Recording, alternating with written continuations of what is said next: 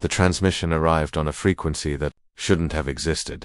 Jack Reeves was 3 hours into his shift at the Frontier Station's communications array when the signal pierced through the quantum static like a needle through fabric. It wasn't the usual cargo manifests or colony check-ins that filled his nights. This was something else entirely, a child's voice, translated through universal protocols, speaking words that made his wrench slip from his oil-stained fingers. "Dear Santa Claus of Earth...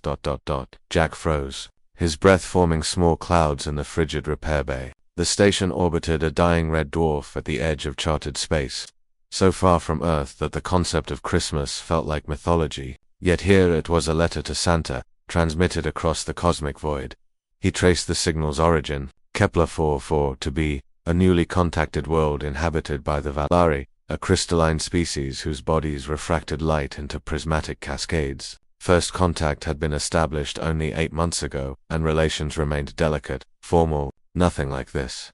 Jack's fingers danced across the holographic interface, isolating the transmission. The voice belonged to Melissa. He could see her designation in the metadata, a juvenile Valari, approximately 7 cycles old. The translation matrix struggled with her words, catching on concepts that didn't exist in her native resonance language.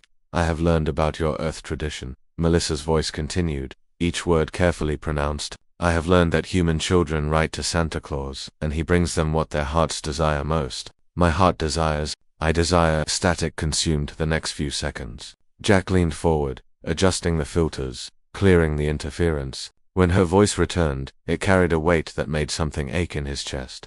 "I desire for my mother to see colors again." Jack's jaw tightened. He'd read the reports. A solar flare had damaged Kepler 4:2b's magnetic field 3 years ago, flooding the surface with radiation that corrupted the Valari's light-refracting biology. Thousands had lost their ability to process light properly, rendering their world gray and lifeless to their perception. Melissa's mother was among them. "The human doctors say there is no cure with our current technology," Melissa continued. "But Santa Claus performs miracles. The stories say so. Please, Santa, I have been good. I help with the energy gardens. I practice my human language. I have been so very good." The transmission ended. Jack sat in silence. The hum of the station's recyclers, the only sound. He should log this and move on. Protocol dictated reporting unusual communications, especially from newly contacted species. But something stopped him, perhaps the memory of his own daughter, Emma, who'd written similar letters before. Leukemia had stolen her voice forever. He made a decision that would either end his career or define it. Jack spent the next 72 hours buried in research. He raided every medical database, every xenobiology archive, every experimental procedure buried in the classified sections he technically shouldn't access. His security clearance from his military engineering days still opened some doors, and he kicked down the others through sheer determination. The answer, when he found it, was absurdly simple.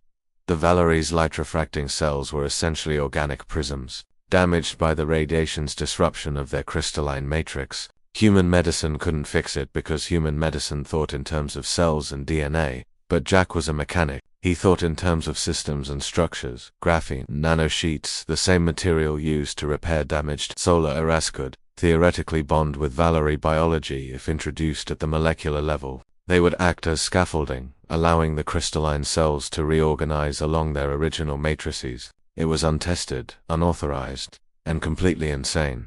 Jack built the prototype in his workshop using spare parts and stolen medical supplies. He encoded the specifications into a data packet, attached detailed instructions, and routed it through every legal channel he could access. Then he did something unprecedented. He sent it directly to Kepler 4:2b's medical facilities with a cover letter from Santa's workshop. He wrote, his lips twitching into a smile. "For Melissa's mother, use with care. Merry Christmas." 6 weeks later, another transmission arrived on that impossible frequency.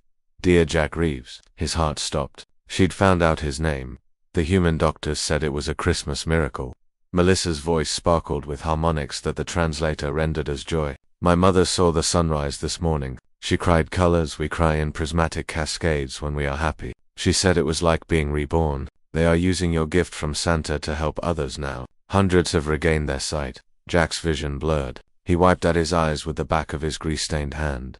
"I know Santa Claus is not real," Melissa continued, and Jack could hear the smile in her translated voice. "My friend Kira told me, but I think maybe Santa is not a person. Maybe Santa is what humans become when they choose to answer impossible wishes. Thank you for being Santa, Jack Reeves. Thank you for showing me that humans are magic. The transmission ended with a burst of crystalline laughter. Jack sat back in his chair, staring at the stars beyond the viewport. The station felt less cold suddenly, less empty. He thought of Emma, of how she would have loved this story. Perhaps she knew, perhaps, somewhere in the quantum foam of the universe, she was smiling. His communication console chimed an incoming message from Kepler-4 for 2B's governing council. His stomach dropped, expecting reprimands, sanctions, perhaps even arrest warrants for his unauthorized medical experimentation. Instead, he found an official commendation. The graphene treatment was being fast-tracked for approval. They wanted to name it the Reeves Protocol. They wanted him to join the Xenomedical research team. Jack laughed, a sound that echoed through the empty repair bay like bells. He opened a new transmission channel, encoding it to Melissa's frequency. Dear Melissa, he typed, his fingers steady. Santa's workshop is now accepting new letters. Tell your friends. We humans have a saying, no good deed goes unanswered. Keep writing. Keep believing. Keep being good. Love, your mechanic. He hit send and watched the message arrow into the darkness, carrying hope across the light years outside. The stars burned brighter. End.